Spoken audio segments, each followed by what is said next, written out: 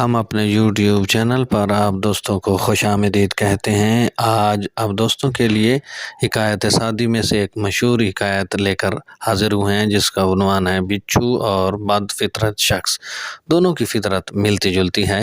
جانیے گا آج کی اس ویڈیو میں، جڑے رہیے ہمارے یوٹیوب چینل موٹیویشنل ٹرینڈز کے ساتھ۔ بسم اللہ الرحمن الرحیم والصلاۃ والسلام علی رسول الکریم۔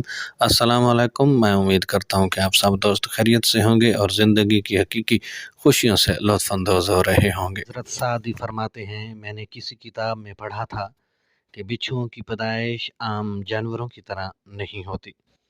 اپنے ماں کے پیٹ میں جب بچھو کا بچہ کچھ بڑا ہو جاتا ہے تو یہ اندر سے پیٹ کو کاٹنا شروع کر دیتا ہے اور یوں سوراخ کر کے باہر آ جاتا ہے۔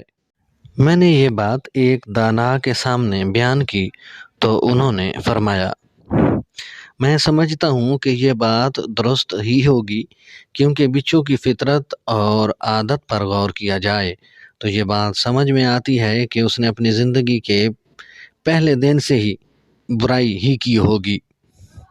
حضرت سعدی نے اس حکایت میں بچھو کی پیدائش اور فطرت کا حوالہ دے کر بد فطرت لوگوں سے علیحدہ رہنے کی تلقین فرمائی ہے۔ جو اپنوں سے وفا نہیں کر سکتا وہ غیر کا کیسے ہو سکتا ہے؟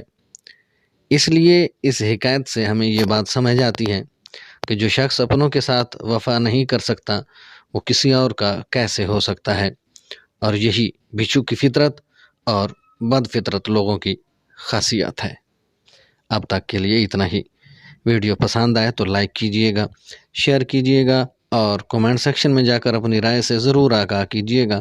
آپ کی دعاؤں کا طالب، آپ کا اپنا خان غلام مصطفیٰ بلوچ۔